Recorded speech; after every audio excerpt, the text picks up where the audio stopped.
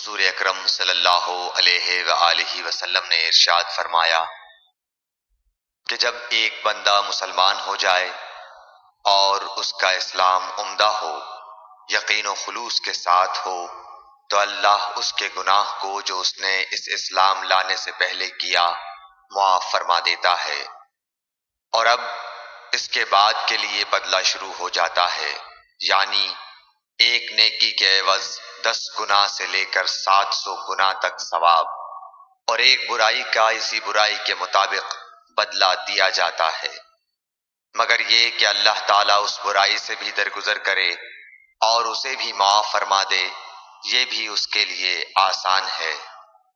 صحیح بخاری حدیث نمبر 41۔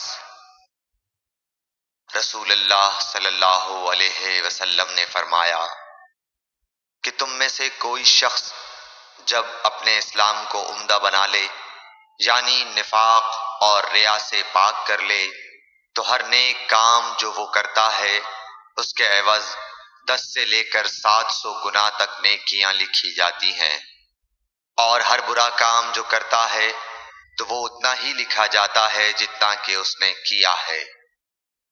صحیح بخاری حدیث نمبر 42۔ رسول اللہ صلی اللہ علیہ وسلم ایک دن حضرت عائشہ رضی اللہ تعالی عنہا کے پاس آئے۔ اس وقت ایک عورت حضرت عائشہ رضی اللہ تعالی عنہا کے پاس بیٹھی تھی۔ آپ صلی اللہ علیہ وسلم نے دریافت کیا، یہ کون ہے؟ عرض کیا، فلاں عورت، اور اس کی نماز کے اشتیاق اور پابندی کا ذکر کیا۔ آپ صلی اللہ علیہ وسلم نے فرمایا، ٹھہر جاؤ، سن لو کہ تم پر اتنا ہی عمل واجب ہے جتنے عمل کی تمہارے اندر طاقت ہے۔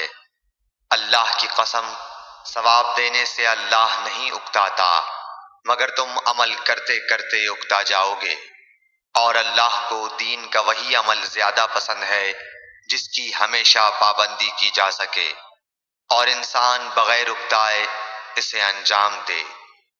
صحیح بخاری حدیث نمبر 43۔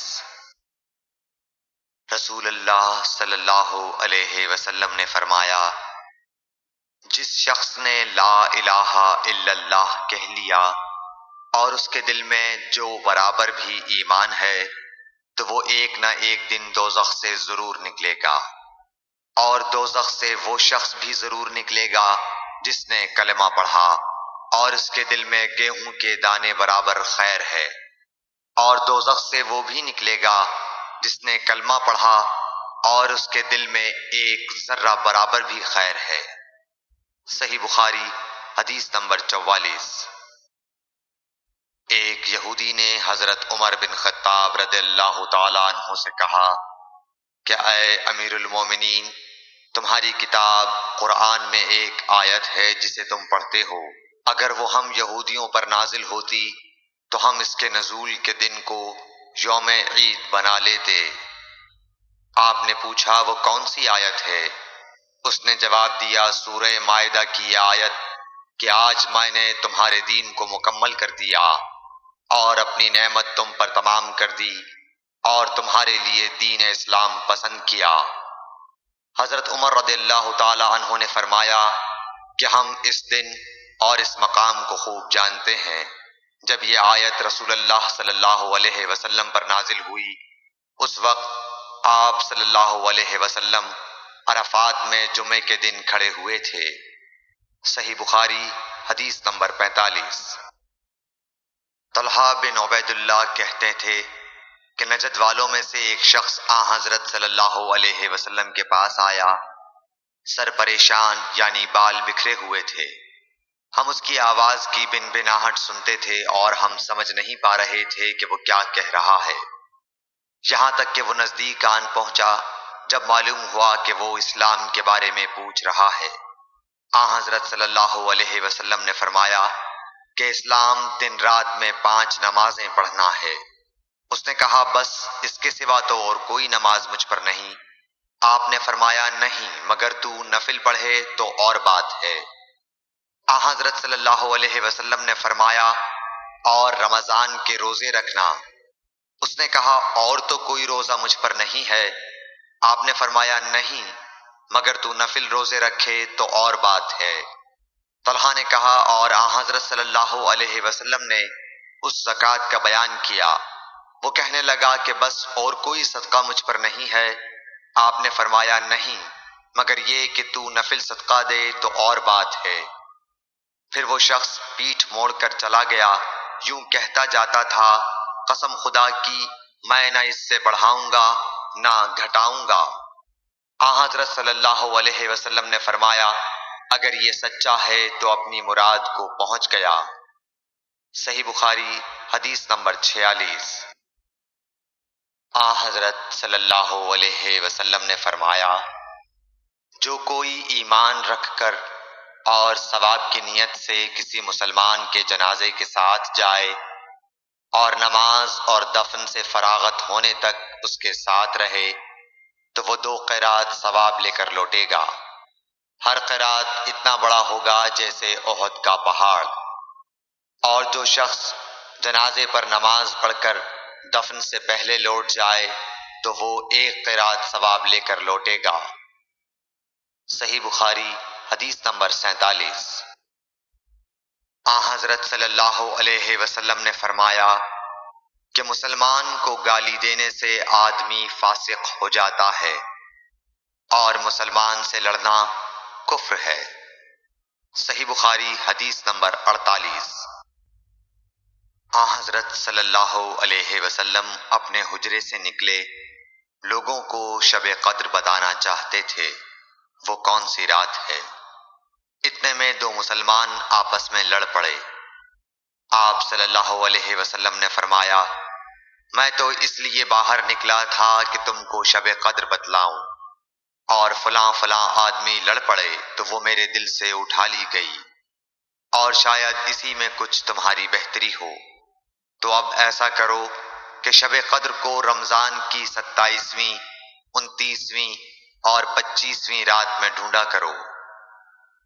صحیح بخاری حدیث نمبر 49۔ ایک دن آن حضرت صلی اللہ علیہ وسلم لوگوں میں تشریف فرما تھے کہ آپ کے پاس ایک شخص آیا اور پوچھنے لگا کہ ایمان کسے کہتے ہیں؟ آپ صلی اللہ علیہ وسلم نے فرمایا کہ ایمان یہ ہے کہ تم اللہ پاک کے وجود اور اس کی وحدانیت پر ایمان لاؤ، اور اس کے فرشتوں کے وجود پر، اور اس اللہ کی ملاقات کے برحق ہونے پر، اور اس کے رسولوں کے برحق ہونے پر، اور مرنے کے بعد دوبارہ اٹھنے پر ایمان لاؤ۔ پھر اس نے پوچھا کہ اسلام کیا ہے؟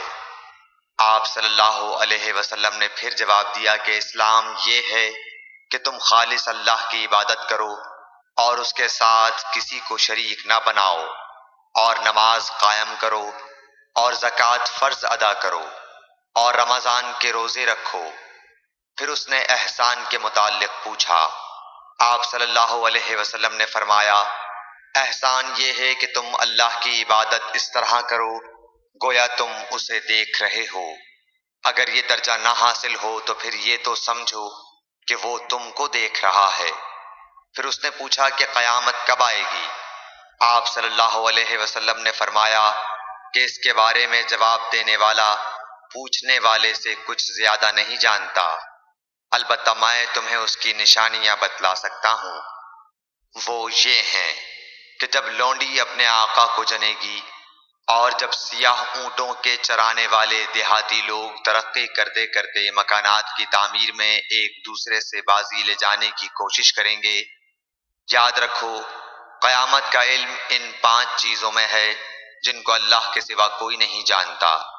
پھر آپ صلی اللہ علیہ وسلم نے یہ آیت پڑھی کہ اللہ ہی کو قیامت کا علم ہے کہ وہ کب ہوگی۔ پھر وہ پوچھنے والا پیٹھ پھیر کر جانے لگا۔ آپ نے فرمایا کہ اسے واپس بلا کر لاؤ۔ لوگ دوڑ پڑے مگر وہ کہیں نظر نہیں آیا۔ آپ صلی اللہ علیہ وسلم نے فرمایا کہ یہ جبرائیل علیہ السلام تھے جو لوگوں کو ان کا دین سکھانے آئے تھے۔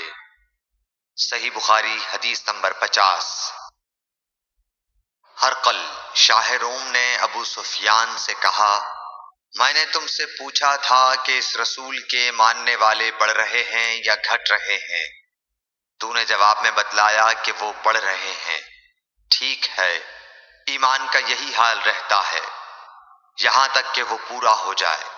اور میں نے تجھ سے پوچھا تھا کہ کوئی اس کے دین میں آ کر پھر اس کو برا جان کر پھر جاتا ہے؟ تو نے کہا نہیں۔ اور ایمان کا یہی حال ہے، جب اس کی خوشی دل میں سما جاتی ہے تو پھر اس کو کوئی برا نہیں سمجھ سکتا۔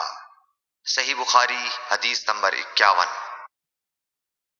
حضور اکرم صلی اللہ علیہ وسلم فرماتے تھے، حلال کھلا ہوا ہے اور حرام بھی کھلا ہوا ہے، اور ان دونوں کے درمیان بعض چیزیں شبہ کی ہیں جن کو بہت لوگ نہیں جانتے کہ حلال ہیں یا حرام۔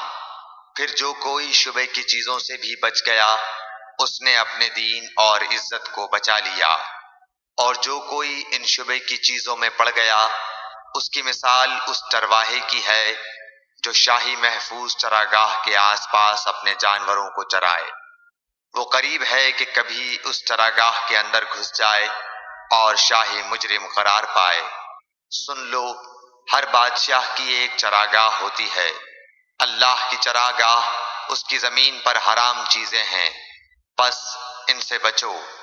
اور سن لو، بدن میں ایک گوشت کا ٹکڑا ہے، جب وہ درست ہوگا سارا بدن درست ہوگا، اور جہاں بگڑا سارا بدن بگڑ گیا۔ سن لو، وہ ٹکڑا آدمی کا دل ہے۔ صحیح بخاری حدیث نمبر 52۔ عبد القیس کا وفد جب حضرت صلی اللہ علیہ وسلم کے پاس آیا تو آپ نے پوچھا کہ یہ کون سی قوم کے لوگ ہیں یا یہ وفد کہاں کا ہے؟ انہوں نے کہا کہ ربیعہ خاندان کے لوگ ہیں۔ آپ صلی اللہ علیہ وسلم نے فرمایا، مرحبا اس قوم کو یا اس وفد کو، نہ ذلیل ہونے والے نہ شرمندہ ہونے والے، یعنی ان کا آنا بہت خوب ہے۔ وہ کہنے لگے، اے اللہ کے رسول صلی اللہ علیہ وسلم، ہم آپ کی خدمت میں صرف ان حرمت والے مہینوں میں آ سکتے ہیں، کیونکہ ہمارے اور آپ کے درمیان مضر کے کافروں کا قبیلہ آباد ہے۔ بس آپ ہم کو ایک ایسی قطعی بات بتلا دیجئے جس کی خبر ہم اپنے پچھلے لوگوں کو بھی کر دیں جو یہاں نہیں آئے، اور اس پر عمل درآمد کر کے ہم جنت میں داخل ہو جائیں۔ اور انہوں نے آپ سے اپنے برتنوں کے بارے میں بھی پوچھا۔ آپ صلی اللہ علیہ وسلم نے ان کو 4 باتوں کا حکم اور 4 قسم کے برتنوں کو استعمال میں لانے سے منع فرمایا۔ ان کو حکم دیا کہ ایک اکیلے خدا پر ایمان لاؤ۔ پھر آپ صلی اللہ علیہ وسلم نے پوچھا کہ جانتے ہو ایک اکیلے اللہ پر ایمان لانے کا مطلب کیا ہے؟ انہوں نے کہا کہ اللہ اور اس کے رسول ہی کو معلوم ہے۔ آپ نے فرمایا کہ اس بات کی گواہی دینا کہ اللہ کے سوا کوئی معبود نہیں، اور یہ حضرت محمد صلی اللہ علیہ وسلم اس کے سچے رسول ہیں، اور نماز قائم کرنا اور زکوٰۃ ادا کرنا اور رمضان کے روزے رکھنا، اور مال غنیمت سے جو ملے اس کا 5واں حصہ مسلمانوں کے بیت المال میں داخل کرنا، اور 4 برتنوں کے استعمال سے آپ صلی اللہ علیہ وسلم نے ان کو منع فرمایا، سبز لاکھی مرتبان سے اور کدو کے بنائے ہوئے برتن سے، لکڑی کے کھودے ہوئے برتن سے اور روغنی برتن سے، اور فرمایا کہ ان باتوں کو حفظ کر لو اور ان لوگوں کو بھی بتلا دینا جو تم سے پیچھے ہیں اور یہاں نہیں آئے ہیں۔ صحیح بخاری حدیث نمبر 53۔ حضرت صلی اللہ علیہ وسلم نے فرمایا، عمل نیت ہی سے صحیح ہوتے ہیں یا نیت ہی کے مطابق ان کو بدلہ ملتا ہے، اور ہر آدمی کو وہی ملے گا جو نیت کرے گا۔ بس جو کوئی اللہ اور اس کے رسول کی رضا کے لیے ہجرت کرے اور اس کی ہجرت اللہ اور اس کے رسول کی طرف ہوگی، اور جو کوئی دنیا کمانے کے لیے یا کسی عورت سے شادی کرنے کے لیے ہجرت کرے گا تو اس کی ہجرت انہی کاموں کے لیے ہوگی۔ صحیح بخاری حدیث نمبر 54۔ حضرت صلی اللہ علیہ وسلم نے فرمایا، جب آدمی ثواب کی نیت سے اپنے اہل و عیال پر خرچ کرے بس وہ بھی اس کے لیے صدقہ ہے۔ صحیح بخاری حدیث نمبر 55۔ حضرت صلی اللہ علیہ وسلم نے فرمایا، بے شک تو جو کچھ خرچ کرے اور اس سے تیری نیت اللہ کی رضا حاصل کرنی ہو تو تجھ کو اس کا ثواب ملے گا، یہاں تک کہ اس پر بھی جو تو اپنی بیوی کے منہ میں ڈالے۔ صحیح بخاری حدیث نمبر 56۔ جریر بن عبداللہ رضی اللہ تعالی عنہ نے کہا کہ حضرت صلی اللہ علیہ وسلم سے میں نے نماز قائم کرنے اور زکوٰۃ ادا کرنے اور ہر مسلمان کی خیر خواہی کرنے پر بیعت کی۔